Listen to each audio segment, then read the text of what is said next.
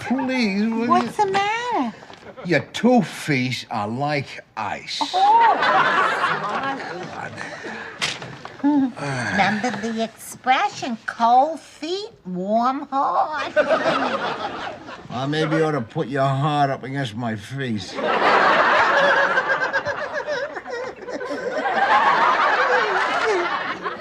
She laughs at that. Maybe before I come to bed, I should put on my socks. Maybe before you come to bed, you ought to stick your feet in the oven.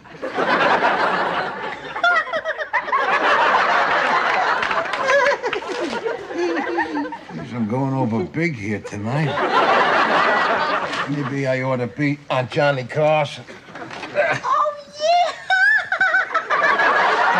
Stop that. Don't be laughing in bed in the middle of the night. Why not? I don't know. It's some kind of a sin, I think. Freezing here. I gotta get another blanket. Oh, Archie, you're so cute. Oh, Edith, you're a pip. Oh, hey, what's this we got here, huh? Hey, this looks like some kind of a present here, huh? Yeah, it's a surprise. Oh, yeah, well, looks too big for cufflinks, huh? Gee, it ain't for you.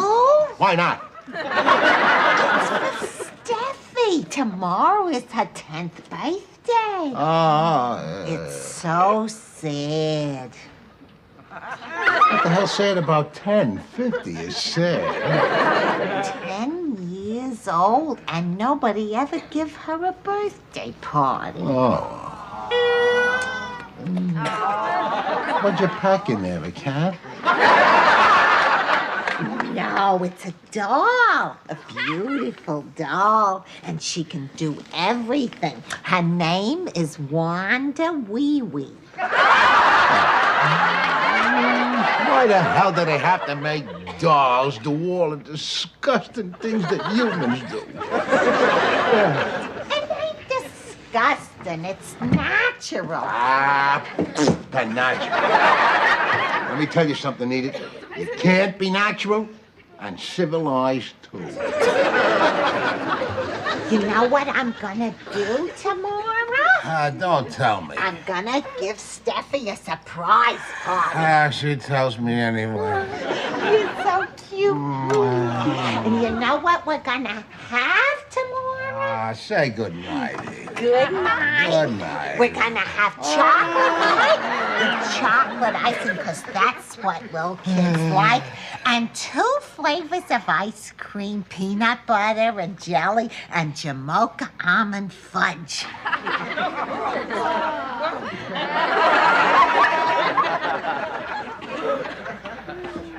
Did you buy that already? Oh, yeah, it's in the freezer. Oh, no, you don't. I'm only trying to get to the can. No ice cream, and keep you awake all night. All right, I'll have it on my Fruit Loops in the morning. Oh, gee. We woke her up. Oh, must be them Frankfurters and devil dogs she had. Why do you buy them for her? She won't kiss me if I don't. Yeah, I'm coming. I hope she didn't hear us talking about the party. Now, you stay there, no ice cream. Come in. Oh, what's the matter? I don't feel good. Oh, what's wrong? I feel funny. Oh, where do you feel funny? My stomach. Here? No. Here? Oh, I'm sorry. Oh, What's the matter? she don't feel good. Oh. Hey, maybe we should all have a little ice cream. You got a little fever. Now, I'll be right back. Archie, get Get a washcloth and soak it in rubbing alcohol and then put it on her head and on her stomach. And Wouldn't something a little cool inside the stomach be better? No. Now, I'll call Dr. Shapiro. Parkview 8. Parkview 8. One. PA8. Oh, no, they use numbers now.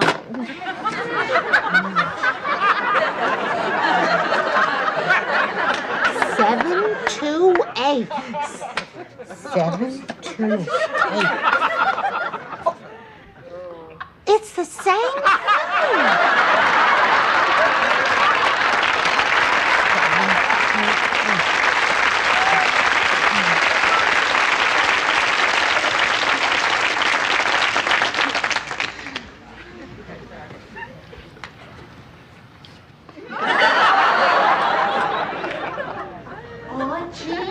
Oh, yeah, read it. The doctor is still examining her. No, sit over here, Edith. There's more room. Edith, I wish that was Dr. Shapiro in there. Well, it is Dr. Shapiro in there. No!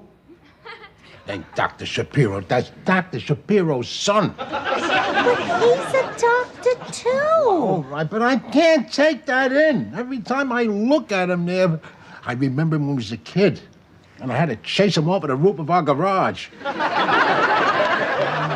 He was the smartest little kid in Gloria's class. Even in them days, he wanted to be a doctor.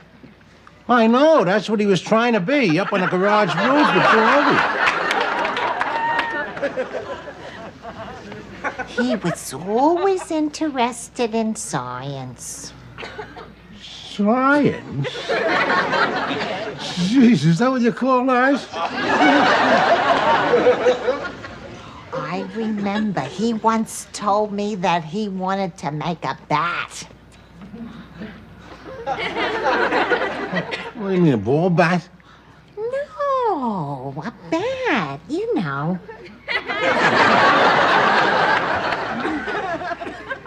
How the hell was he gonna do that? He said that he was gonna cross a mouse with a bird.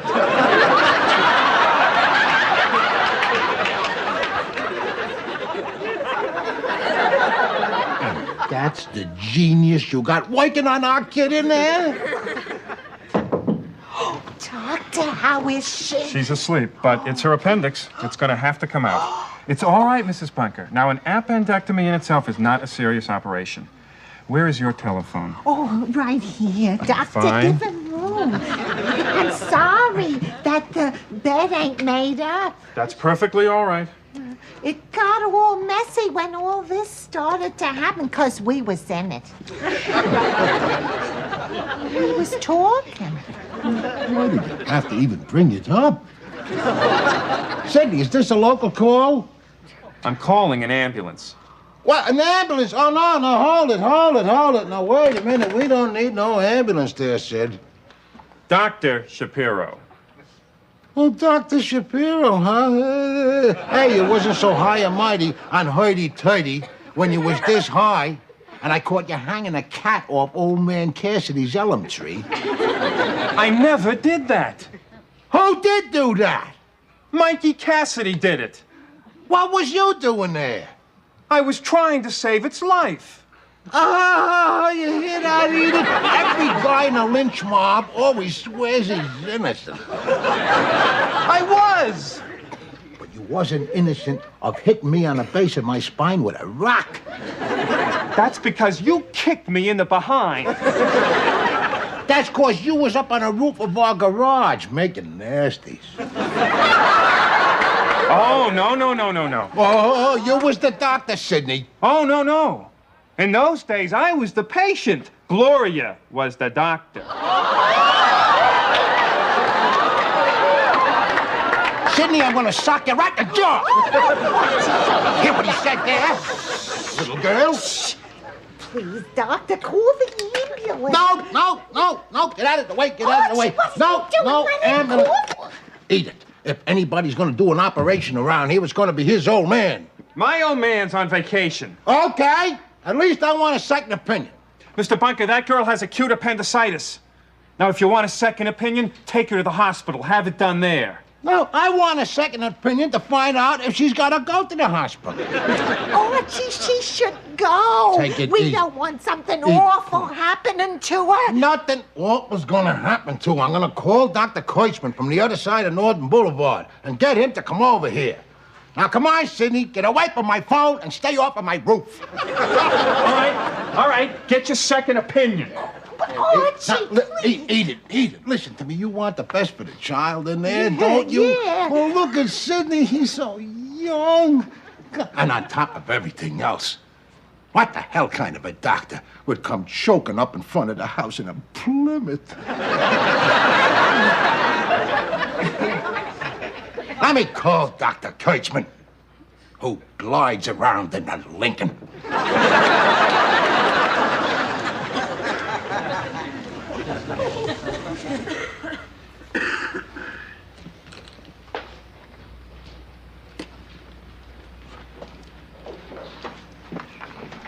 She's asleep now and her fever is down. Mrs. Bunker, I want you to keep her in bed and take her temperature regularly. Oh, I will. Now, if the fever goes up or the pain increases, don't waste any time. No, I take her won't. right to the hospital. will. Here's the phone number there. Oh, thank you, Sidney. I mean, doctor. Thank you. Would you like to have some ice cream and cookies before you leave, Sidney? No, thank you. It's not good for my teeth. I'll see myself out. Oh, thank you, Sidney. All right, shh. Hold on. Okay, beep. Here it is. Archie Bunker calling Dr. Kreutzmann. Archie Bunker standing by for Dr. Kreutzmann's call. Okay, waiting here. Send for over and out. Roger, and take it away, Geronimo. I think we should trust Sidney. And he's a very experienced doctor. What he are was you nice talking enough to make a house call in the middle of the night. Ah, that's where I got you. Nowadays, no doctor of experience would make a house call. I got the number to call. I'm going to get the email. Sit down. We can't do that. We gotta wait for Dr. Kreutzmann. Well, where is he? The man he's out on the town somewheres. They're beeping him now. He'll get back to us. Archie, I don't think we should wait. No, eat it. No, eat it. Now, sit down. Come on. What's she doing in there now? She's sleeping. Yeah, see that? She's gonna be all right. Eat it. Wait till I show you what I read in the papers today. Eat it. This is... wait till I tell you what I read in the papers. Eat it. Do you know that needless operations cost the American people $40 billion a year?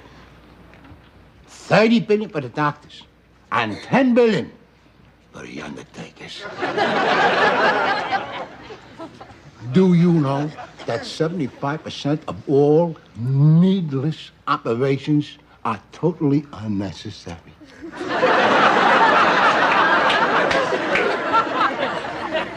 Eat your ice cream.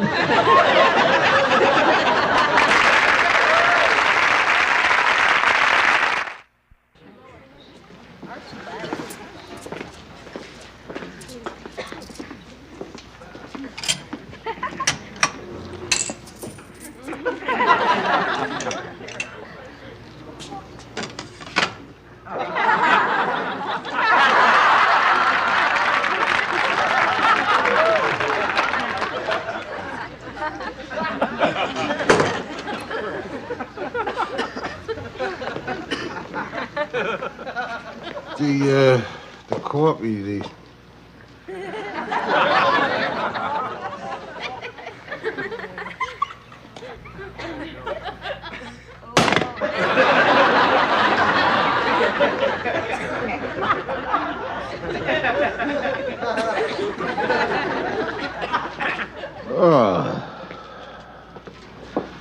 Oh, gee. Sit down, Archie. I am sitting down. I mean... Oh, I mean that everything is gonna be all right. Ah, come on, say it, huh? You're thinking it. Why don't you come out and say it? Say what? I nearly killed a child. Oh, Archie, you didn't. You couldn't help it if her appendix burst. Who was the one that said she shouldn't have the operation there? Let me finish. Who was the one that said young Dr. Shapiro shouldn't do it? Who said old Dr. Shapiro should do it? Who said we should get a second opinion from Dr. Kurtzman? Who never called me back for the Copacabana? Who done all them stupid things there? Who?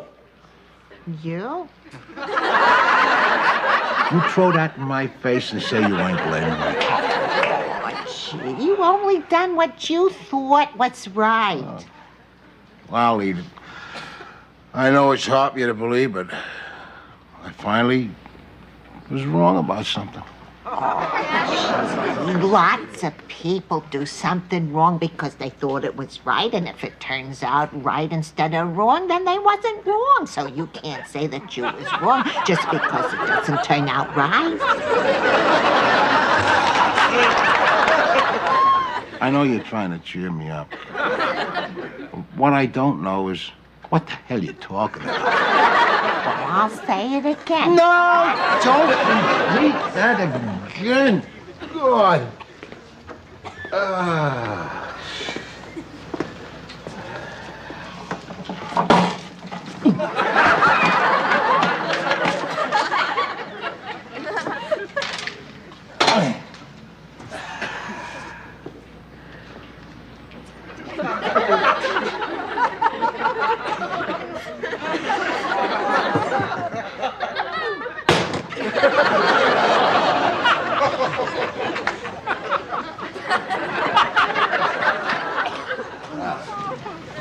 You'd think that the child's deadbeat father would be here at a time like this.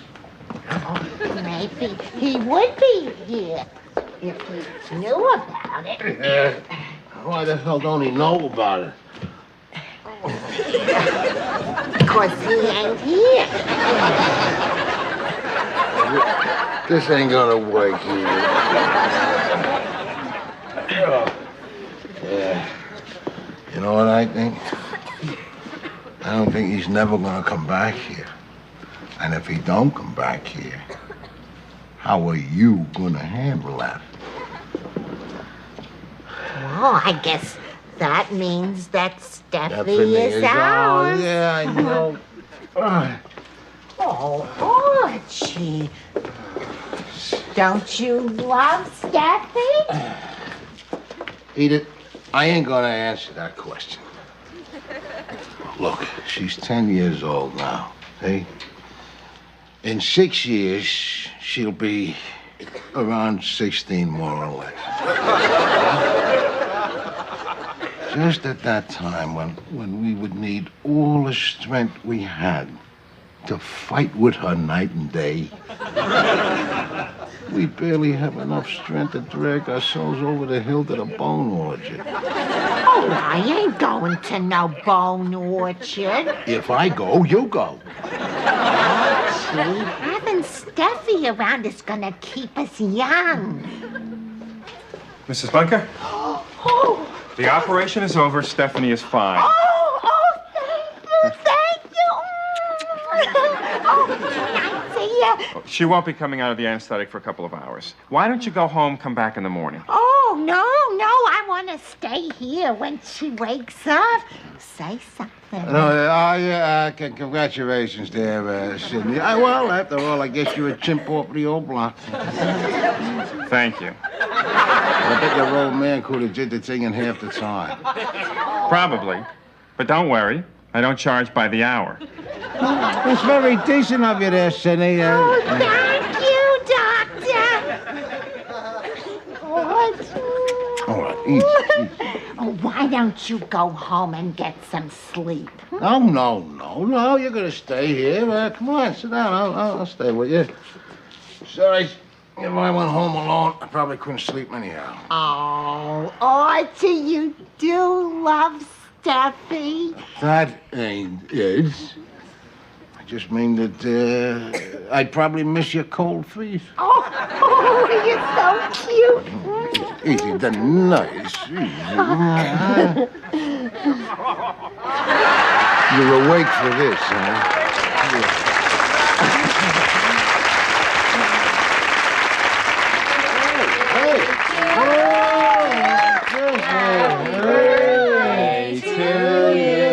Happy birthday, dear Stephanie. Happy birthday. I forgot it was my birthday.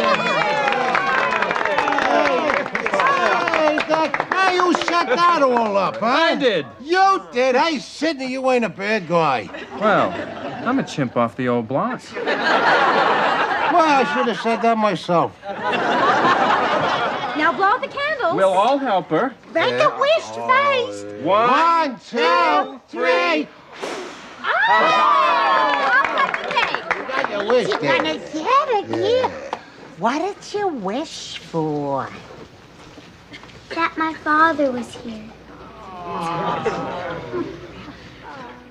Edith, why don't you open up all the presents here, huh? Let's see. open this Let's one see what we got first. here. That under the oh, you're small. But it's very, very difficult to do. It's very difficult.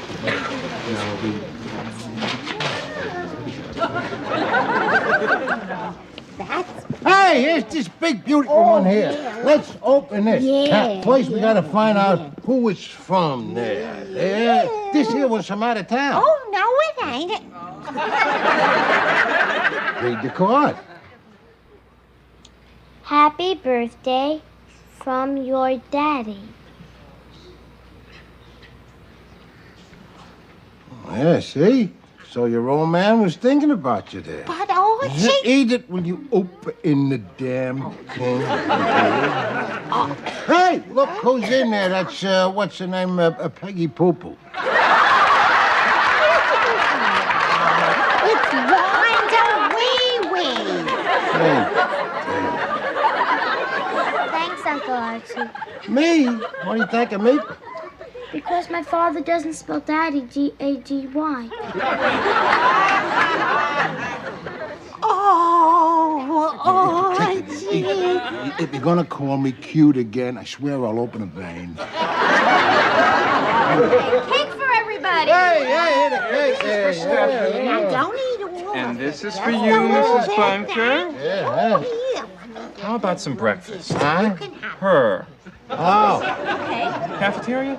sure. Yeah, well, the cafeteria's all right there, little girl, but don't never go up on a roof with this girl.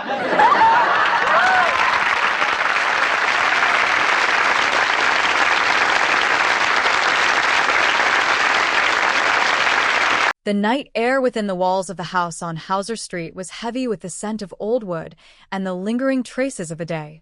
Archie Bunker sat there, the weight of the years resting upon his shoulders like a familiar coat, and he began to let the memories flow through his voice. He spoke of the way Glenn Miller played, the melodies that had once defined an entire generation and made the hit parade a sacred ritual for every household. To him, those were the days when life felt structured and certain.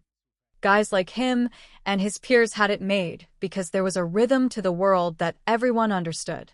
You knew where you stood back then. There was a clarity to the roles people played. Girls were girls and men were men. He sighed with a deep, resonant longing, suggesting to the empty air that the world could truly use a man like Herbert Hoover again. In those times, as he recalled them, there was no need for a welfare state because every individual pulled his own weight. Even the cheerleaders seemed sour and great in their own way. Those were the days that lived in the amber of his mind, glowing with a light that the modern world seemed to lack. As the evening deepened, Archie found himself in the quiet sanctuary of the bedroom. The atmosphere was intimate, yet filled with the small, domestic frictions that defined his marriage to Edith. He felt a sudden chill and complained that his feet were like ice. Edith, ever the source of practical comfort and folk wisdom, reminded him of the old expression that cold feet meant a warm heart. Archie, with his characteristic dry wit, suggested that perhaps she ought to put her heart up against his face to share some of that warmth. Edith laughed at the thought, her voice a gentle bird-like chirp in the stillness of the room. Archie pondered whether he should put on his socks before coming to bed, but Edith had a more unconventional suggestion, teasingly telling him that maybe he should stick his feet in the oven. Archie felt as though his humor was going over big that night, comparing himself to the legendary entertainment of Aunt Charlie Carson. He continued to tease her until Edith told him to stop, her laughter bubbling over. She warned him not to be laughing in bed in the middle of the night, but Archie wondered why not. He mused that perhaps it was some kind of a sin to be too happy when the world was so cold. The room was indeed freezing, and he realized he had to get another blanket to ward off the chill. He looked at Edith, who was watching him with that tireless devotion of hers, and he could not help but remark that she was a pip. Suddenly, Archie noticed something unusual. He asked what they had there, his eyes falling upon a package. It looked like some kind of a present, and Edith confirmed with a smile that it was indeed a surprise. Archie examined the size of it, noting that it looked too big for couplings. Edith explained that it was not for him, but for Steffy. Tomorrow would mark her 10th birthday, a milestone that should have been filled with joy. However, Edith felt a wave of sadness wash over her. Archie, puzzled by her melancholy, asked what on earth was sad about being 10 years old. In his view, 50 was the age that warranted sadness, not 10. Edith clarified that the sadness came from the fact that Steffy was 10 years old, and yet no one had ever given her a proper birthday party. Archie looked at the large package again, wondering what she had packed in there, jokingly asking if it was a cat. Edith revealed that it was a doll, a beautiful doll that could do everything. She told him the name of the doll was Wanda Wee Wee. Archie groaned at the name, questioning why they had to make dolls do all the disgusting things that humans do. Edith defended the toy, saying it was not disgusting but natural. Archie scoffed, calling it supernatural, and argued that something could not be natural and civilized at the same time. Edith, ignoring his grumbling, began to share her plans for the next day. She was going to give Steffy a surprise party. Even though Archie told her not to tell him, she told him anyway because she could not keep the excitement to herself. Archie called her cute, his rough exterior softening for a brief moment. Edith described the menu for the celebration, promising chocolate ice and chocolate icing because that was what they would taste like. She had also planned for 2 flavors of ice cream, peanut butter and jelly, as well as Jamocha almond fudge. Archie's ears perked up at the mention of the ice cream, and he asked if she had bought it already. When she confirmed it was in the freezer, Archie made a move toward the kitchen, but Edith stopped him. She told him he was only trying to get to the can of ice cream and warned him that it would keep him awake all night. Archie conceded, saying he would just have it on his Fruit Loops in the morning. The quiet of the night was suddenly broken by a cry from another room. "Aunt Edith," the voice called out. It was Steffy. Archie and Edith realized they had woken her up with their talking. Archie grumbled that it must be the frankfurters and devil dogs she had eaten earlier. He asked Edith why she bullied him for the girl, and Edith replied simply that Steffy would not kiss her if she did not show her that affection. Steffy called out for Aunt Edith again, and Edith hurried to her side, hoping the girl had not heard them talking about the surprise party. She told Archie to stay there and made sure he promised not to touch the ice cream. When Edith reached Steffy, she found the girl looking pale. Steffy said she did not feel good, describing a funny feeling in her stomach. Edith checked her, trying to pinpoint the pain, but Steffy could not quite describe it. Archie entered the room, and when Edith told him that the girl did not feel good, his first instinct was to suggest that maybe they should all have a little ice cream to settle things. However, Edith realized it was more serious than that. She felt Steffy's forehead and noted that she had a little fever. She instructed Archie to get a washcloth and soak it in rubbing alcohol to put on her head and stomach. Archie, ever the skeptic of modern medicine, wondered if something cool inside the stomach would be better, but Edith was firm. She decided to call Dr. Shapiro. She struggled with the old phone exchange, Parkview 8, before remembering that they use numbers now. She dialed 728, noting that it was the same thing in the end. Later, as the doctor examined Steffy, Archie and Edith waited in the other room. Archie was restless and wished that the elder Dr. Shapiro was there.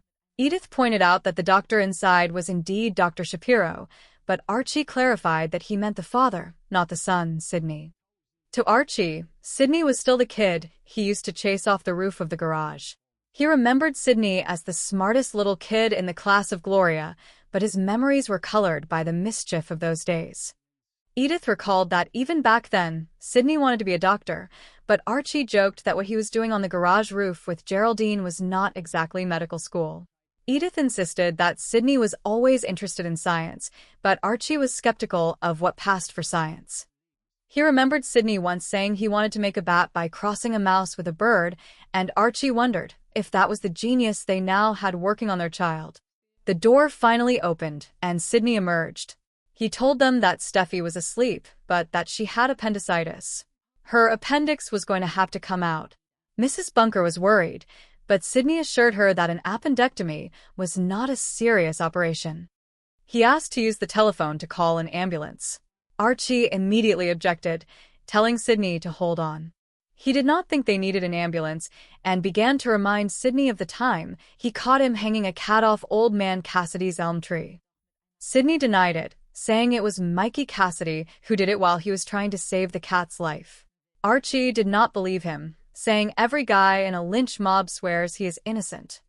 He even brought up the time he hit Sidney with a rock, to which Sidney replied that it was only because Archie had kicked him in the behind for being on the garage roof. Sidney jokingly remarked that in those days, he was the patient and Gloria was the doctor. Archie, feeling his authority challenged, threatened to sock Sidney in the jaw. Archie insisted on a second opinion, refusing to let the young Sidney perform the surgery. He wanted a doctor who was more established, someone like Dr. Coachman who lived on the other side of Northern Boulevard and drove a Lincoln. To Archie, a doctor arriving in a Plymouth was not a doctor of experience. Sidney was patient but firm, telling Mr. Bunker that if he wanted a second opinion, he should take the girl to the hospital and have it done there. He warned them not to waste time if the fever went up or the pain increased. He gave Edith his phone number and prepared to leave.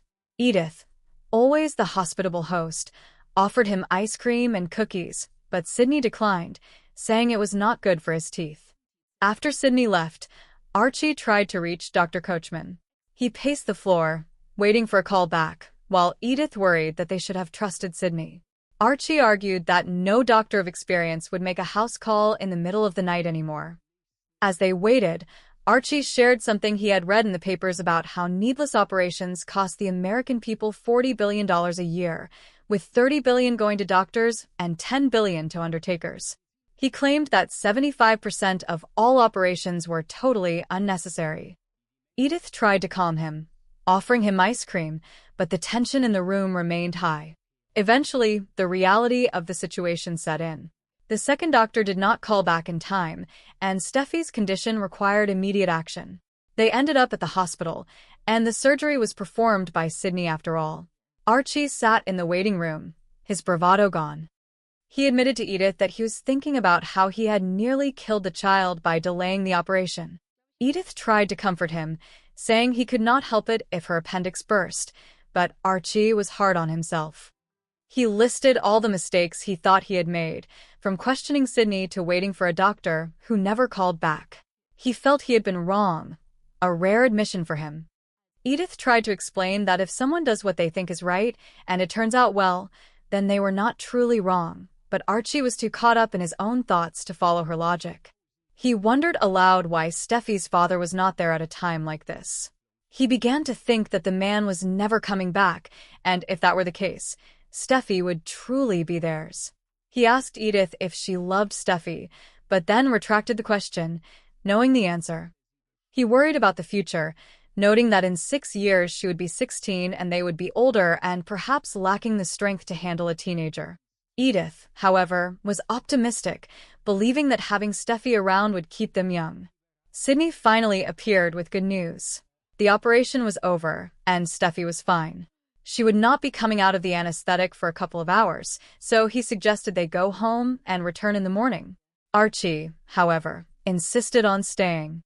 He congratulated Sidney, calling him a chip off the old block. Sydney joked that he did not charge by the hour, which Archie found very decent of him. Archie decided to stay with Edith, admitting that if he went home alone, he probably could not sleep anyway. He claimed he would just miss her cold feet, a small admission of his deep affection for her. The next morning, they gathered around Steffi's bed in the hospital. It was her birthday, and they sang to her, their voices filled with relief and love. Steffy had forgotten it was her birthday, but the sight of the cake and the presents brought a smile to her face. Sydney was there too, and Archie admitted that he was not a bad guy after all. They all helped Steffy blow out the candles after she made a wish. Her wish was that her father was there. Archie then encouraged her to open her presents. They found a large one that had a card saying it was from her daddy. However, Steffy was clever. She looked at the doll, the one Archie had called Peggy Poo Poo, and realized the truth. She thanked Uncle Archie, knowing the gift was really from him because her father did not spell the word daddy as Gaggy. Archie, embarrassed by his own kindness being discovered, threatened to open a vein if Edith called him cute again. They all laughed, the room filled with the warmth of a family that had weathered a storm together and come out stronger on the other side. They prepared to have cake and then head to the cafeteria for breakfast, a simple end to a night that had begun with cold feet and ended with very warm hearts. The night air in the borough of Queens was quiet, yet the house of the Bunker family remained filled with the echoes of a time that Archie Bunker felt was slowly slipping away from the world. He lay in his bed, the familiar scent of the room surrounding him, and his mind drifted back to the melodies of the past. He began to think about the way Glenn Miller played his music, the kind of songs that made the hit parade and stayed in the hearts of everyone who heard them. To Archie, those were the days when life felt certain and solid. Guys like him felt that they had it made because there was a sense of order and tradition. You knew exactly where you were then, he thought to himself. Girls were girls, and men were men. It was a world that made sense to him, a world where a man like Herbert Hoover would be welcomed back with open arms. In those days, people did not feel the need for a welfare state because everybody pulled his or her own weight. Even the cheerleaders seemed better then, sour and great in their own way. Those were truly the days. His reflections were interrupted by the physical reality of the present. He felt a sudden chill against his skin. "Edith," he said, his voice filled with a mixture of surprise and mild discomfort. "Your 2 feet are like ice. It is freezing." He looked at his wife, who was lying beside him in the quiet darkness of their shared life. Edith looked at him with her characteristic warmth and a gentle smile that never seemed to fade, even in the middle of the night. She reminded him of the old expression that says cold feet mean a warm heart. It was a simple thought, one of those pieces of folk wisdom that she carried with her like a treasure. "Maybe you ought to put your heart up against my face then," Archie replied, a hint of his stubborn humor shining through. Edith could not help but laugh at that. The sound of her laughter was light and genuine, filling the small space of their bedroom with a sense of uncomplicated joy. She suggested that perhaps before she came to bed the next time, she should put on her socks to keep the chill away. Archie, never one to let a joke pass without a follow-up, suggested that maybe before she came to bed, she ought to stick her feet in the oven. He felt as though he was going over big with his jokes tonight. He felt so confident in his humor that he remarked he might even be able to beat Aunt Charlie Carson at his own game. "Oh, yeah," Edith said, her voice bubbling with amusement. "Stop that. You must stop that." She told him not to be laughing in bed in the middle of the night. "Why not?" Archie asked, genuinely curious about her reasoning. "I do not know," Edith admitted, her tone turning slightly more serious but still soft. "It is some kind of a sin, I think, to be that loud when the rest of the world is sleeping." She then shivered, realizing that Archie was right about the temperature. "It is freezing here," she said. "I have to get another blanket from the closet." Archie looked at her as she moved, a rare moment of tenderness crossing his features. "You are so cute," he muttered. "Oh, Edith, you're a real pip." As they settled back in, Archie noticed something near the bed that he had not seen before. Hey, he said, pointing toward a package. "What is this we have got here? It looks like some kind of a present sitting here." Edith smiled brightly, her eyes twinkling in the dim light. Yes, it is a surprise, she explained. Archie examined the size of the box. It looks too big for couplings, he remarked. Gee, Edith, I hope this is not for you. Why not? Edith asked. Archie sighed, thinking about the practicalities of their life. But Edith quickly clarified the situation. It is for Steffy, she said. Tomorrow is her 10th birthday. The mention of the age seemed to strike a chord with Archie. It is so sad, he said, his voice dropping an octave. Edith was confused by his reaction. What in the world is sad about being 10? She asked. 50 is sad, Archie declared with the conviction of a man who had seen many years pass by. But 10 years old is just beginning. However, he felt a pang of sympathy for the girl. Imagine being 10 years old and nobody ever gave her a birthday party before this. It was a thought that weighed heavily on his mind. He looked at the box again. What did you pack in there? A cat? No, it is a doll. Edith replied proudly. It is a beautiful doll, and she can do everything. Her name is Wanda Wee Wee. Archie made a face of pure disgust. I mean, why in the world do they have to make dolls do all the disgusting things that humans do? He asked. He could not understand the fascination with such realistic toys. It is not disgusting, Edith defended. It is natural. It is supernatural, Archie countered. Let me tell you something, Edith. Something cannot be natural and civilized at the same time. That is just the way the world works. Edith ignored his philosophical grumbling and moved on to her plans for the next day. You know what I am going to do tomorrow? She asked excitedly.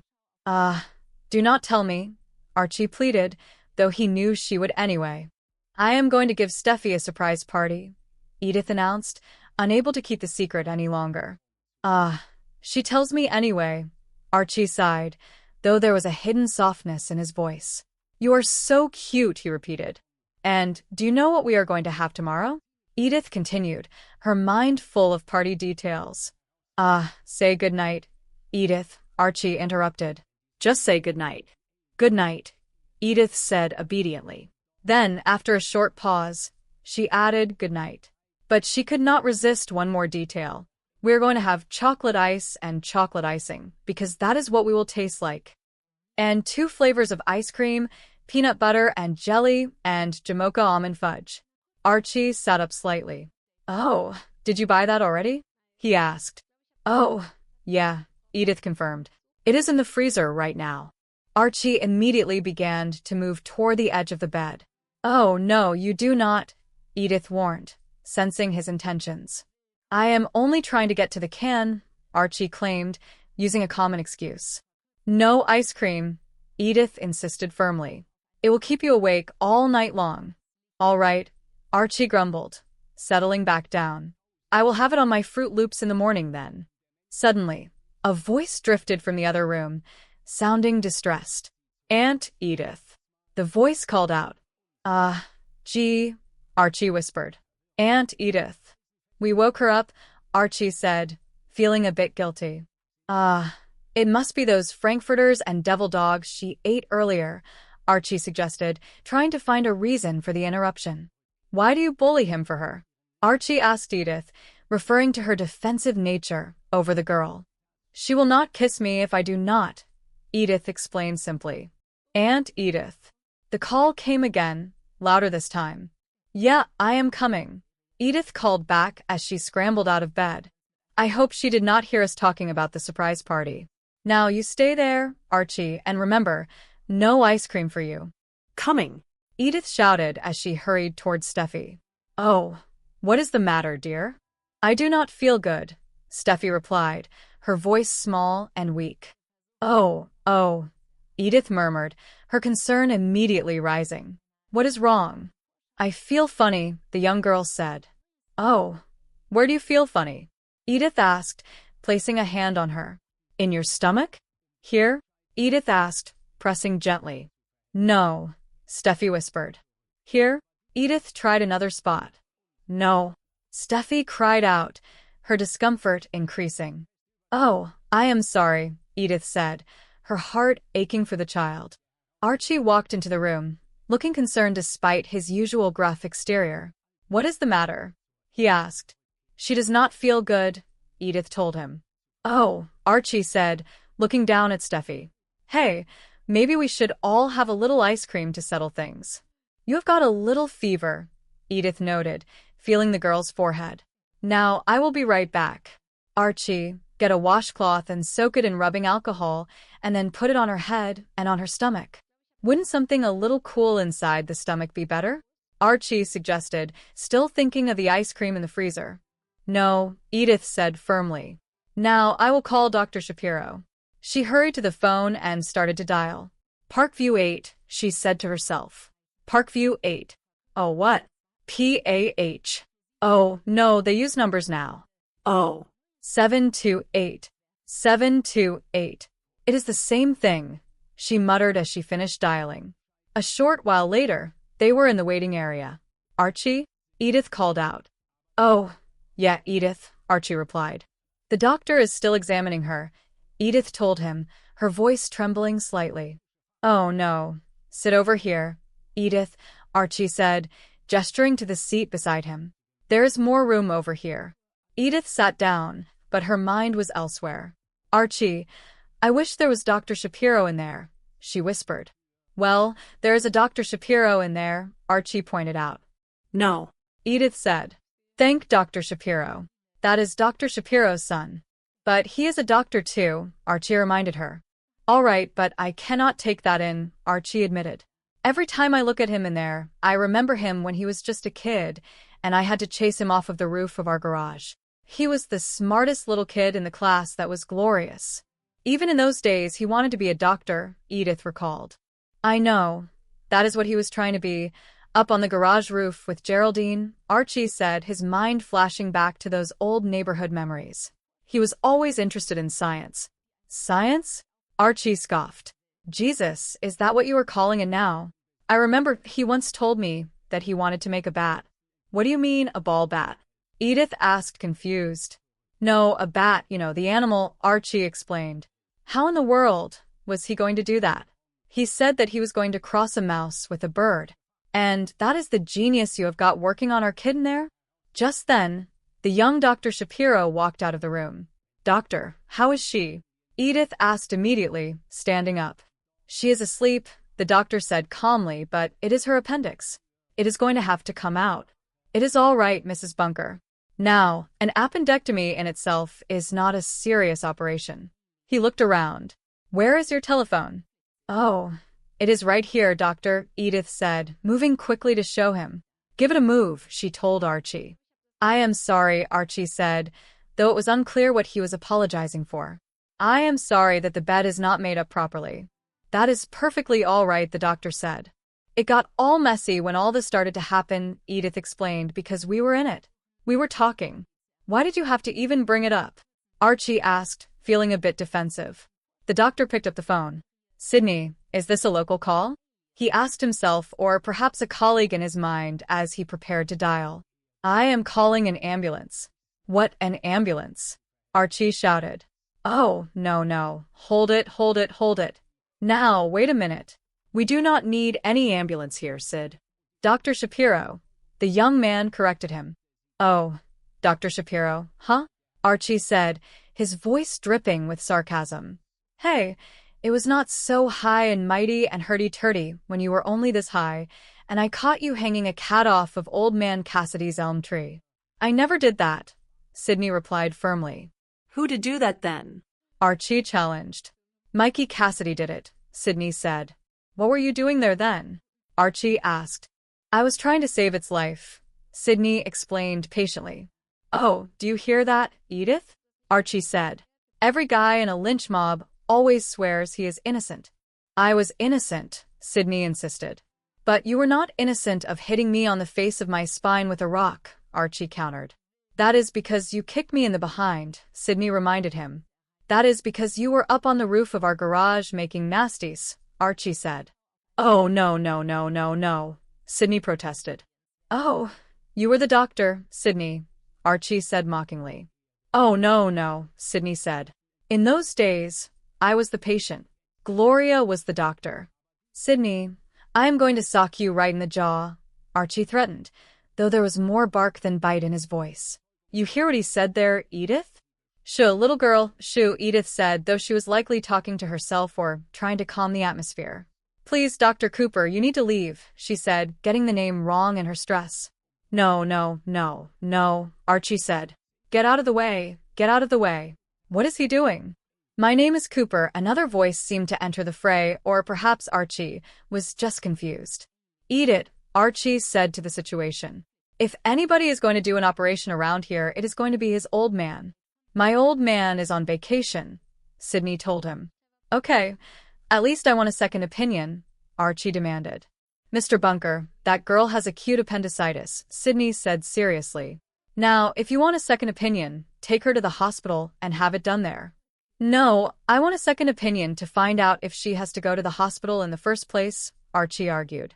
Oh, she should go, Archie, Edith pleaded. Take it easy. We do not want something awful happening to her. Nothing awful is going to happen to her, Archie insisted.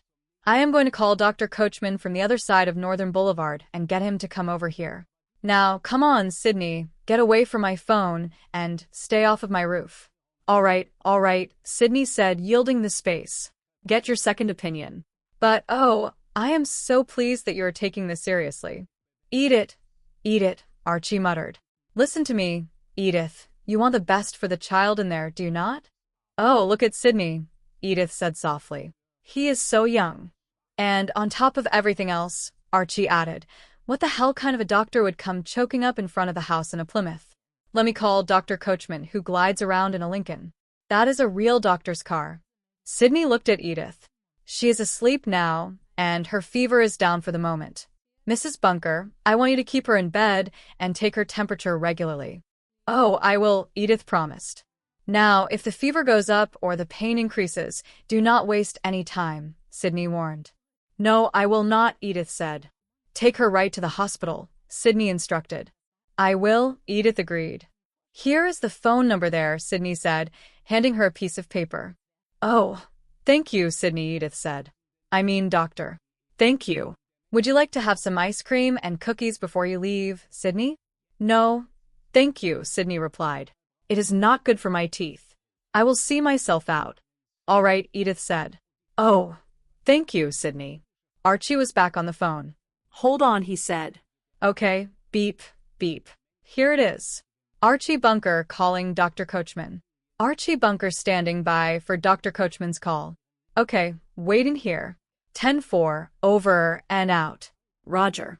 And take it away, Geronimo. I think we should trust Sydney, Edith said tentatively. No, Archie dismissed her. He is a very experienced doctor, Edith argued. And he was nice enough to make a house call in the middle of the night. That is what I have got against him, Archie said. Nowadays, no doctor of experience would make a house call. I have got the number to call. I am going to get the email, he said, perhaps using a word he did not quite understand or referring to a message. Sit down. We cannot do that. We have to wait for Dr. Coachman. Well, where is he? Edith asked. The man. He is out on the town somewhere, Archie guessed. They are beeping him now. He will get back to us. Oh, Archie, I do not think we should wait, Edith said, her worry returning. No, eat it. No, eat it, Archie said, though he meant Edith. Now sit down. Come on. What is she doing in there now? Archie asked. She is sleeping, Edith said. Yeah, see that? Archie pointed out. She is going to be all right. Eat it. Wait until I show you what I read in the papers today, Edith. This is. Wait until I tell you what I read in the papers. Do you know that needless operations cost the American people $40 billion a year? $30 billion for the doctors and $10 billion for the undertakers. Do you know that 75% of all needless operations are totally unnecessary? Eat your ice cream, Edith. Archie, the coffee, Edith started to say. Oh, gee, Archie muttered. Sit down, Archie, Edith said. I am sitting down, Archie replied. I mean that everything is going to be all right, Edith said, trying to convince herself as much as him. Oh, come on, say it, Archie challenged. You're thinking it. Why do you not come up and say it? Say what? Edith asked. I nearly killed a child, Archie said, the weight of the situation finally hitting him. Oh, Archie, you did not. Edith comforted him. You could not help it if her appendix burst. Who was the one that said she should not have the operation? Archie asked rhetorically. Let me finish. Who was the one that said young Dr. Shapiro should not do it? Who said old Dr. Shapiro should do it? Who said we should get a second opinion from Dr. Kurtzman? Who never called me back for the cup of cabana? Who did all those stupid things there? Who? You, Edith said softly. You throw that in my face and say you are not blaming me? Archie asked. Oh, Archie, Edith said. You have only done what you thought was right. Well, I will leave it, Archie said. I know it is hard for you to believe, but I finally was wrong about something. Oh, Archie, Edith said. Lots of people do something wrong because they thought it was right, and if it turns out right instead of wrong, then they were not wrong. So you cannot say that you were wrong just because it does not turn out right. I know you are trying to cheer me up, Archie said. What I do not know is what in the world you are talking about. Well, I will say it again, Edith offered. No, Archie shouted. Do not repeat that again. Good, Edith said. Ah. Oh, Archie sighed. You would think that the child's deadbeat father would be here at a time like this. Maybe he would be here if he knew about it, Edith suggested. Yeah. Why in the world does he not know about it? Archie asked. Oh, of course he is not here. This is not going to work here. You know what I think. I do not think he is ever going to come back here. And if he does not come back here, how are you going to handle that? Oh, I guess that means that Steffy is ours, Edith said with a hint of hope. Oh, yeah, I know, Archie said. Oh, Archie, do you not love Steffy? Edith asked. Edith, I am not going to answer that question, Archie said, avoiding the emotional core. Look, she is 10 years old now, see? In 6 years, she will be around 16. 16 more or less. Just at that time when we would need all the strength we had to fight with her night and day, we barely have enough strength to drag ourselves over the hill to the bone orchard. Oh, I am not going to any bone orchard, Edith said. If I go, you go, Archie stated. Archie, having Steffy around is going to keep us young, Edith said. Just then, the doctor approached them. Mrs. Bunker? The operation is over, and Steffy is fine. Oh, thank you, Edith cried out. Oh, can I see her? She will not be coming out of the anesthetic for a couple of hours, the doctor explained. Why do you not go home and come back in the morning? Oh, no, I want to stay here, Edith insisted. When she wakes up, I want to say something to her. Oh, yeah, Archie said, turning to the doctor. Congratulations there, Sydney. Well, after all, I guess you're a chip off the old block. Thank you, Sydney said. I bet your old man could have done the thing in half the time, Archie added, unable to give a complete compliment. Probably, Sydney smiled, but do not worry, I do not charge by the hour. That is very decent of you there, Sydney, Archie admitted. Oh, thank you, Doctor, Edith said. Oh, Archie. Oh, Edith. Oh, why do you not go home and get some sleep? Edith asked Archie. Oh, no, you are going to stay here, Archie said. Come on, sit down, I will stay with you. Besides, if I went home alone, I probably could not sleep anyway. Oh, Archie, you do love Steffy, Edith said happily. That is not it, Archie claimed. I just mean that I would probably miss your cold feet. Oh, you're so cute, Edith giggled. Later, they were in Steffy's hospital room. Oh, you are eating so nice, Edith said as Steffy took a bite. You will wait for this, you know. They all began to sing together. Happy birthday to you. Happy birthday to you. Happy birthday, dear Steffy. Happy birthday to you. I forgot it was my birthday, Steffy said with a small smile. Hey, who shut that all up, huh? Archie asked, referring to the noise. I did, Sydney said, entering the room. You did? Archie asked. Hey, Sydney, you're not a bad guy. Well, I am a chip off the old block, Sydney joked. Well, I should have said that myself, Archie said. Now blow out the candles. We will all help her. Make a wish fast. 1, 2, 3. Steffy blew out the candles. You got your wish there, Archie said. You're going to get a gift. What did you wish for? That my father was here, Steffi said quietly. Edith looked at the pile of gifts. Archie, why do you not open up all the presents here, huh? Let us open this one up, Archie said. Let us see what we have got here. Oh, yes, sure. Hey, here is this big, beautiful one here. Let us open this. First, we have to find out who it is from. This here was from out of town. Oh, no, it is not, Edith said. Read the card. Happy birthday from your daddy, Archie read. Oh, yes, see? Edith said. So your old man was thinking about you there. But, oh, you eat it when you open the damn thing, she told Archie. Hey, look who is in there, Archie said, pulling out the doll. That is. What is her name? Peggy Poo-Poo. Peggy Poo-Poo, Steffi repeated. It rhymes with wee-wee. Hey, Peggy, Steffi said, hugging the doll. Thanks, Uncle Archie. Me? Archie asked, trying to look surprised. Why do you think of me? Because my father does not spell daddy G-A-G-Y, Steffi said, pointing to the card. Oh, Archie, Edith sighed with love. If you are going to call me cute again, I swear I will open a vein, Archie grumbled, though he was clearly touched. Cake for everybody, Edith announced. Hey, here is a cake. And this is for you, Mrs. Bunker. How about some breakfast? Sydney asked. Huh? Her? Archie asked, pointing to Edith. Cafeteria? Sydney suggested. Sure, Edith agreed. Yeah, well, a cafeteria is all right there, little girl, Archie said to Steffi, but do not ever go up on a roof with this guy. The room was filled with the warmth of a family that had faced a scare and come out stronger on the other side. The traditions might change, and the world might move on from the days of Glenn Miller and Herbert Hoover, but the love they held for one another remained as steady as ever.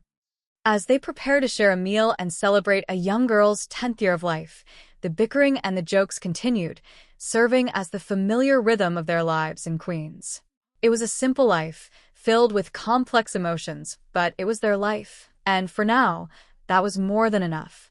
The melody of the past often drifted through the halls of the Bunker household, carrying with it the echoes of a time that seemed far more structured and certain. It was the music of Glenn Miller that truly defined those years, with songs that dominated the hit parade and filled the air with a sense of order. In those days, men like Archie and his peers felt as though they had it made. The world was a place where one knew exactly where they stood. Girls were girls and men were men, standing firm in their roles and their convictions. It was a time that felt lost to the modern world, a time when a leader like Mr. Herbert Hoover might have been just the man for the job once again. There was no reliance on a welfare state then. Instead, every individual pulled their own weight with a sense of pride. Even the simple things, like the sour but great taste of local cheerleads, were memories worth holding on to. Those truly were the days that shaped the soul. Inside the quiet sanctuary of their bedroom, the darkness of the night was broken only by the soft sounds of movement. Archie Bunker felt a sudden jolt of cold against his skin and could not help but complain. He told Edith that her 2 feet were like ice, chilling him to the bone. Edith, with her characteristic gentle humor, reminded him of the old expression that cold feet meant a warm heart. Archie, ever the skeptic but softened by her presence, suggested that perhaps she ought to put that warm heart up against his face instead. Edith laughed at the thought, her voice a light tinkling in the midnight air. She wondered aloud if she should put on her socks before coming to bed, but Archie, with a playful growl, suggested she might as well stick her feet in the oven to get them to a reasonable temperature. He joked that he was really going over big that night, perhaps even outshining Aunt Charlie Carson in the comedy department. As Edith laughed, Archie urged her to stop, fearing that laughing in bed in the middle of the night might be some kind of a sin. The house felt freezing, and Edith decided she needed to get another blanket to ward off the chill. Archie looked at her, his usual gruff exterior melting just a bit, and told her she was a pip, a truly unique soul. However, the quiet was soon interrupted by the discovery of a large package. Archie noticed it and asked what it was, thinking it might be a present. Edith confirmed it was a surprise, though Archie noted it looked far too big for couplings. He was surprised to learn it was not for him, but for young Steffi. Tomorrow would be her 10th birthday, a milestone that brought a touch of sadness to Edith. She lamented that Steffy was 10 years old and had never once been given a proper birthday party. Archie questioned the sadness of being 10, noting that 50 was the age when things truly became sad. He peered at the box, asking if she had packed a cat inside. Edith corrected him, explaining it was a beautiful doll that could do everything. She named the doll Wanda Wee Wee, a name that made Archie groan. He questioned why they had to make dolls that performed every human function, calling it disgusting. Edith defended it as natural, but Archie insisted that something could not be both natural and civilized at the same time.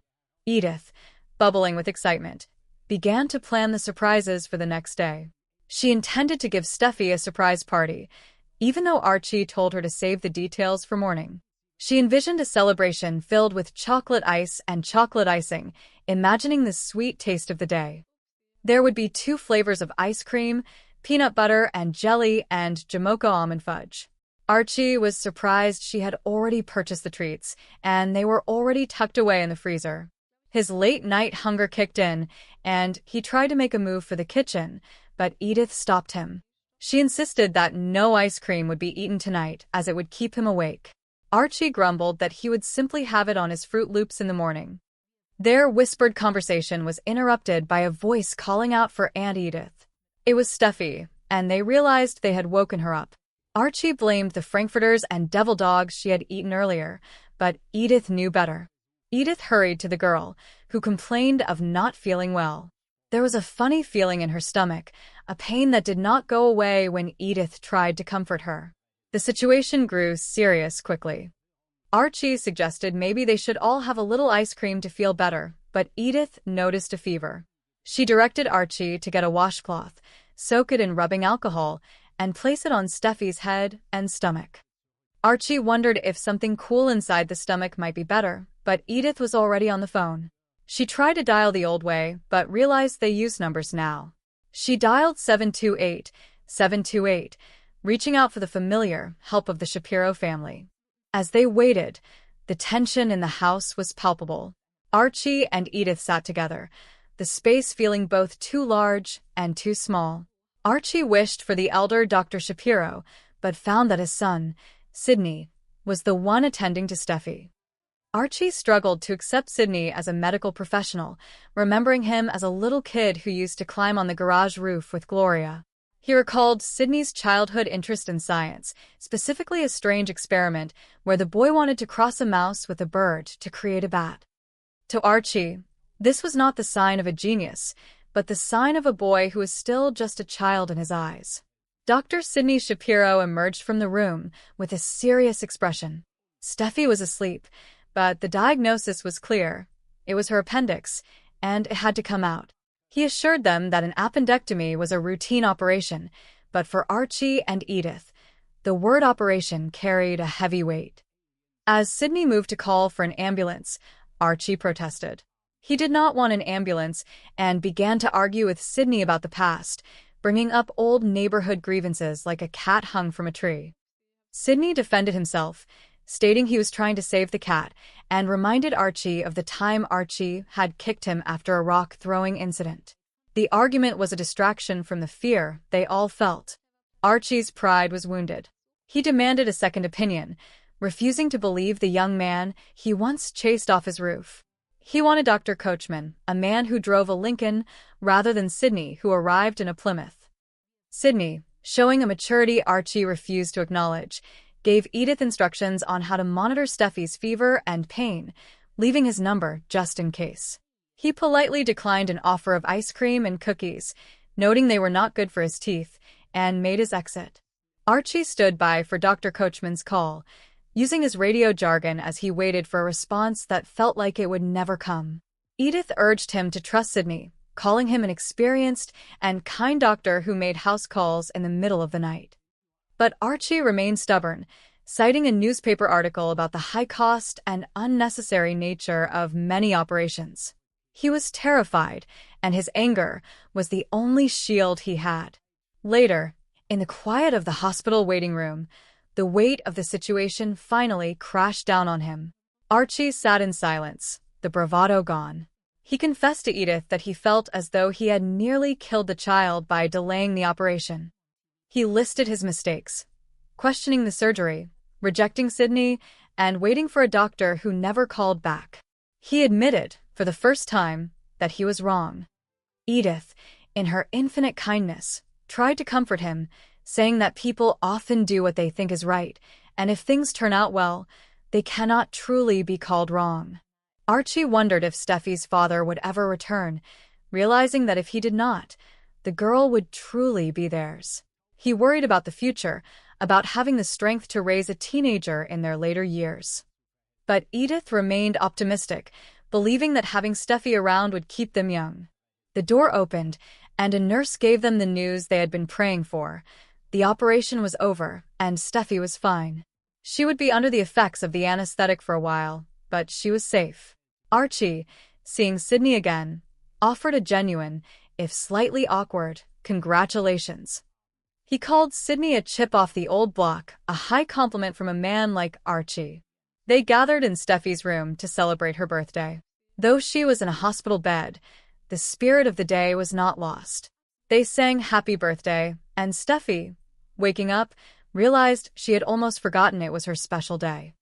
Archie even complimented Sydney again, admitting he was not a bad guy after all. Steffy blew out her candles and made a wish that her father was there. To brighten the moment, Archie encouraged her to open her presents. They found a large gift, and Edith read the card which said it was from her daddy. Inside was the doll, Wanda Wee Wee. Steffy was overjoyed and thanked Uncle Archie. Archie was confused, asking why she would think it was from him. Steffy pointed out that her father would never spell the word daddy with the letters G-A-G-Y. Archie, caught in his act of secret kindness, tried to act tough, threatening to open a vein if Edith called him cute again. But the room was filled with love and the smell of birthday cake. They headed toward breakfast, a family united by a long night and a new beginning. Archie even joked with the nurse about his old roof, the laughter a welcome sound after the silence of fear. The story of the Bunkers that night was one of growth, of letting go of old prejudices, and of the enduring power of family, whether born or chosen. It was a reminder that even the most stubborn hearts can be softened by the love of a child and the steady, unwavering presence of a partner like Edith.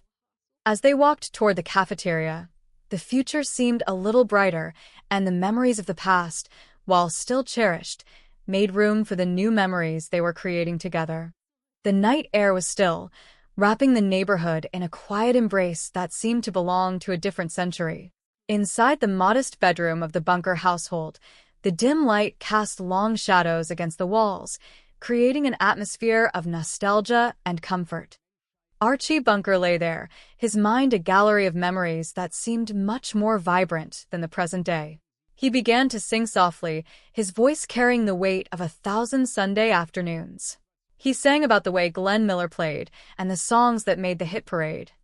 He thought about guys like them and how they truly had it made. Those were the days, he whispered to the shadows. In those times, you knew exactly where you were.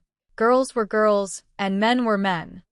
He felt a deep, soulful yearning for the past, even thinking to himself that the world could truly use a man like Herbert Hoover again.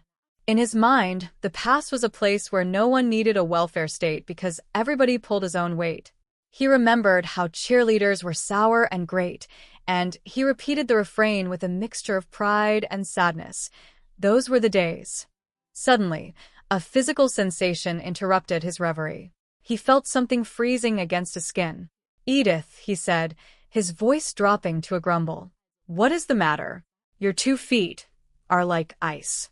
Edith, ever the optimist and always ready with a comforting thought, replied with a gentle giggle. She told him to remember the expression, "Cold feet, warm heart." Archie was not immediately convinced by the poetic sentiment.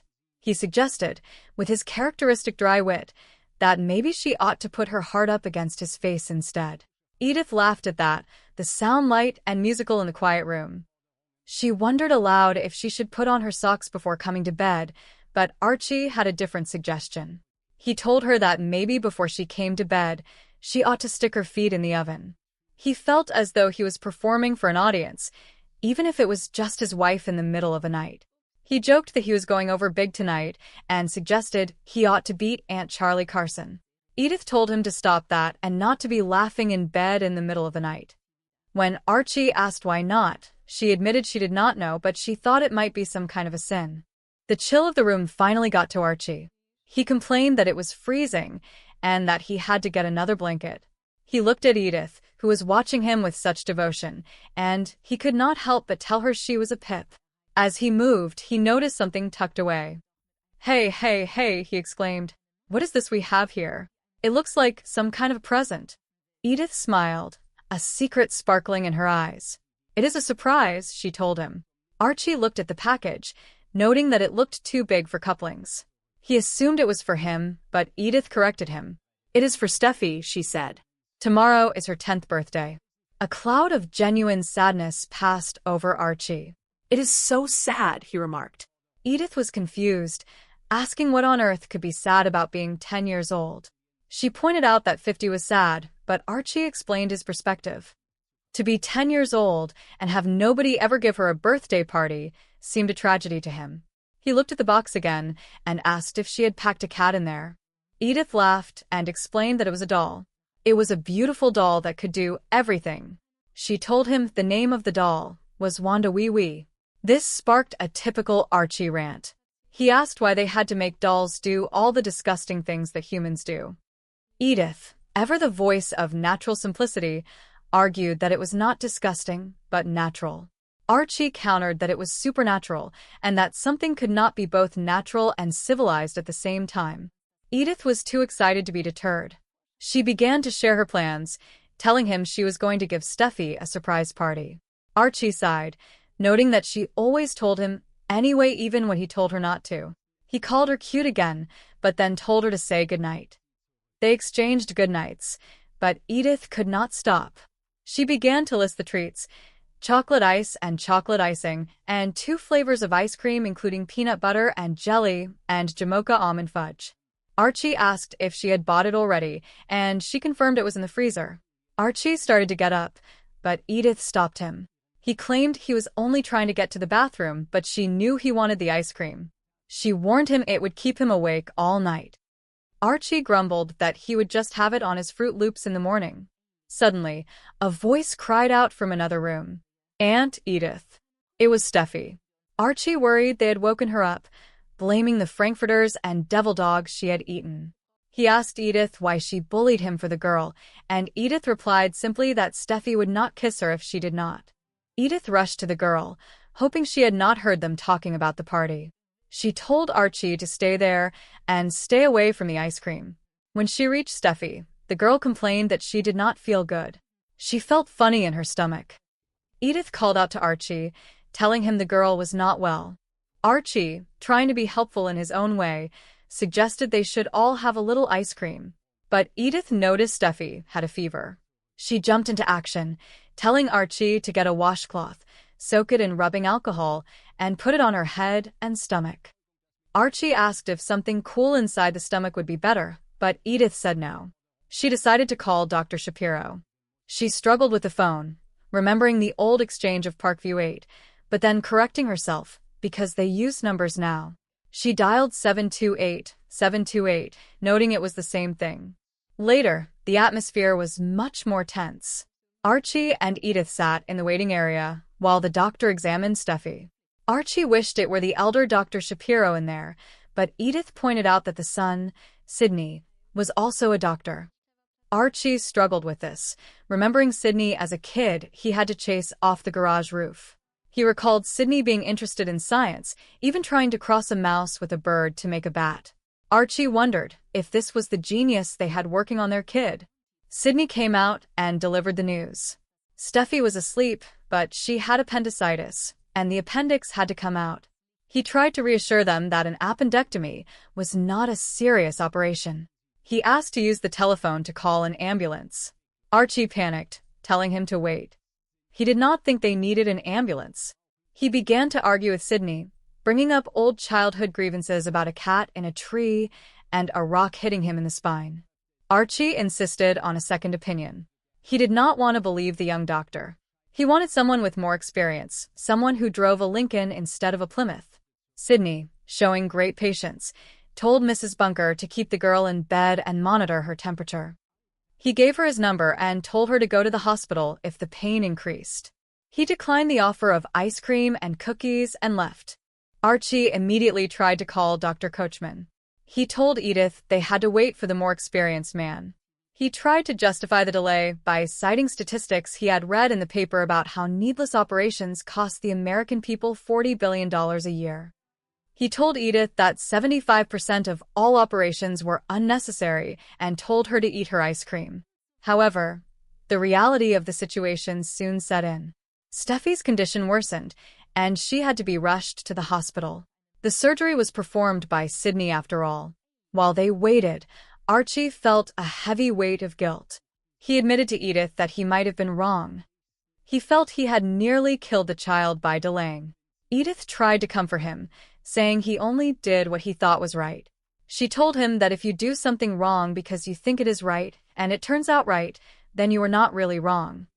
Archie told her he did not know what on earth she was talking about, but he appreciated the effort to cheer him up. They talked about the future and Steffi's father. Archie expressed doubt that the father would ever come back, which meant Steffi would stay with them. He grumbled about the strength needed to raise a 16-year-old when they were older, but Edith insisted that having Steffi around would keep them young. Finally, Sydney appeared with good news. The operation was over, and Steffi was fine. Archie, in a rare moment of humility, congratulated Sydney and called him a chip off the old block. He even joked that Sydney did not charge by the hour. They went to Steffi's room to celebrate her birthday. They sang happy birthday to her, and she blew out the candles. She made a wish that her father was there. Archie gave her a present, and when she saw the card said it was from her daddy, she knew the truth. She looked at Archie and thanked him, knowing he had bought it. She knew her father did not spell daddy as G-A-G-Y. Archie, touched and embarrassed, threatened to open a vein if Edith called him cute again. They all sat down for cake and breakfast, a small, makeshift family bound together by a night of worry and a morning of relief. Archie realized that despite the changing times and his longing for the past, the love they had in the present was what truly made these the days to remember. The evening settled over the neighborhood with a quiet weight that seemed to carry the echoes of a different time. Archie Bunker sat in his familiar chair, the worn fabric a testament to years of routine and certainty. He began to hum a tune that lived in the back of his mind, a melody that belonged to an era he felt was slipping away far too fast. He thought about the way Glenn Miller played, and the songs that made the hit parade in those golden years. He turned to Edith, his voice filled with a nostalgic resonance, as he told her that guys like them really had it made back then. Those were the days, he whispered to the walls of the living room. It was a time when you knew exactly where you were. Girls were girls and men were men. He sighed, looking at a framed photograph on the mantel, and remarked to anyone who might be listening that the world could really use a man like Herbert Hoover again. In his mind, those were the days when people did not need a welfare state because everybody pulled his own weight. Even the cheerleads were sour and great. It was a simpler time, a firmer time, and he missed the clarity of it. Later that night, as the house grew cold and the shadows lengthened across the bedroom floor, Archie felt a sudden chill. He looked over at Edith and complained that her 2 feet were like ice pressing against him. He asked her what the matter was, feeling as though he were sleeping next to an iceberg. Edith, with her ever-present patience and a small, hopeful smile, reminded him of the old expression that cold feet meant a warm heart. She suggested with a giggle that maybe he ought to put his heart up against her face. She laughed at the thought, a light and airy sound that filled the cramped room. Archie grunted, though not entirely without affection, and suggested that maybe before he came to bed, he should put on his heavy socks. Edith, never missing a beat in her own gentle way, replied that maybe before he came to bed, he ought to stick his feet in the oven to thaw them out. Archie looked at her and remarked that he guessed he was going over big here tonight, perhaps even better than Aunt Charlie Carson. Edith began to laugh again, a rolling sound that made Archie slightly uneasy in the middle of the night. He told her to stop that, to stop laughing in bed when the moon was high and the world was supposed to be quiet. When she asked him why not, he admitted that he did not know for sure, but he had a feeling it was some kind of a sin to be that happy in the dark. He complained again that it was freezing in the house and declared that he had to get another blanket from the hall closet. Edith looked at him with such genuine warmth that he could not help but tell her she was cute, calling her a real pip. As they moved about, Archie noticed something tucked away near the corner of the room. He asked what they had there, peering at a large shape that looked like a present. Edith beamed, explaining that it was a surprise. Archie examined the size of it, noting it looked far too big for couplings. Edith told him it was not for him anyway, it was for Steffy. Tomorrow would be her 10th birthday, a milestone that seemed to weigh heavily on Edith's heart. She said it was so sad, but Archie scoffed, asking what the hell was sad about being 10. In his view, 50 was sad, but 10 was just the beginning. Edith sighed and pointed out that the poor girl was 10 years old and nobody had ever given her a proper birthday party before. Archie poked at the package and asked if she had packed a cat in there.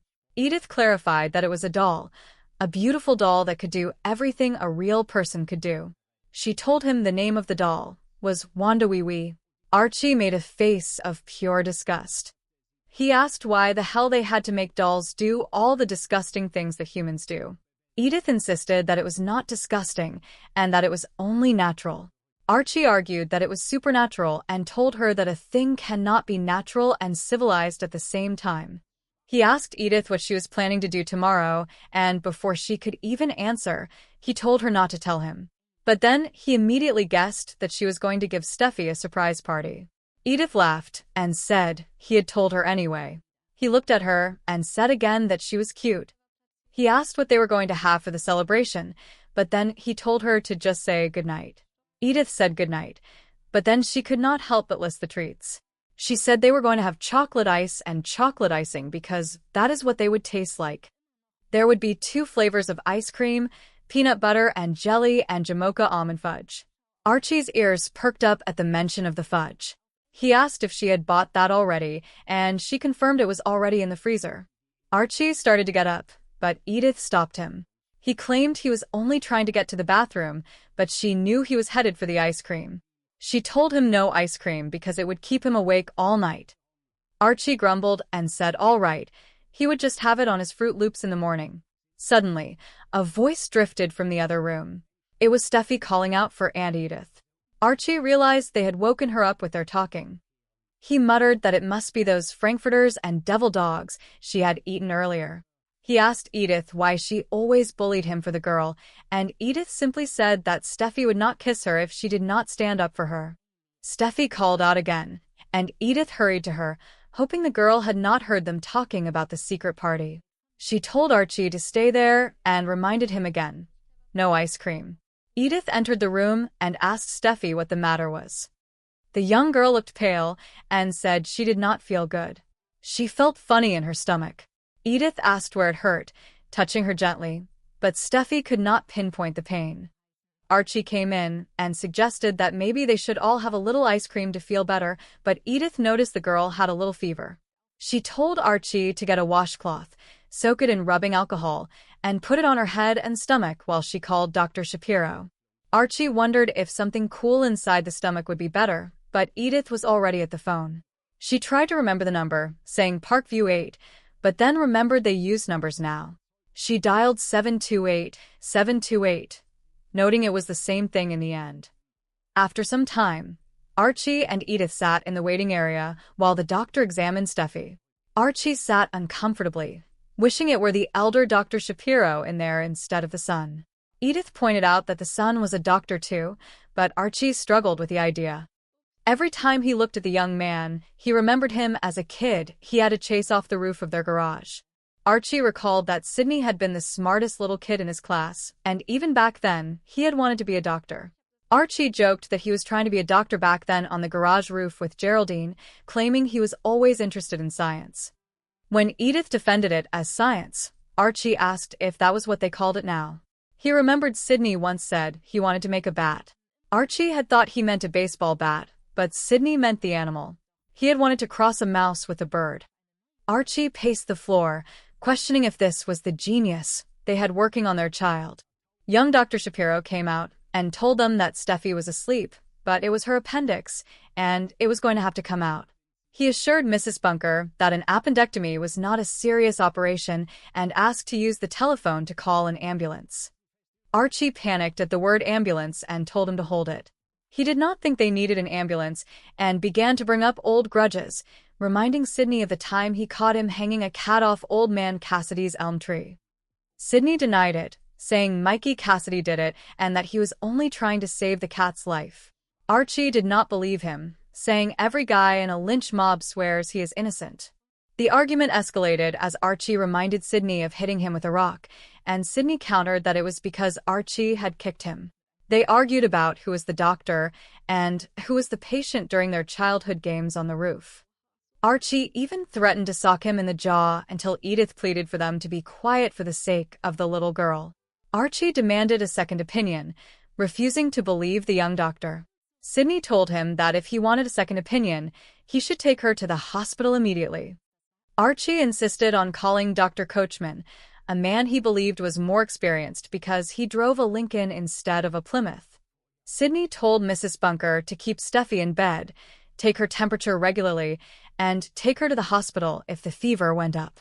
He gave her the phone number and declined her offer of ice cream and cookies, saying it was not good for his teeth. After he left, Archie waited for the call from Dr. Coachman, dismissing Sydney as too young. Edith tried to convince him to trust Sydney, but Archie was adamant. He sat down and tried to distract himself by reading the newspaper, telling Edith about how needless operations cost the American people $40 billion a year. He claimed $30 billion went to doctors and $10 billion to undertakers, and that 75% of operations were unnecessary. However, as the hours ticked by and Dr. Coachman never called back, the weight of the situation began to crush Archie's pride.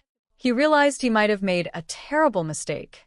He looked at Edith and admitted that he nearly killed the child.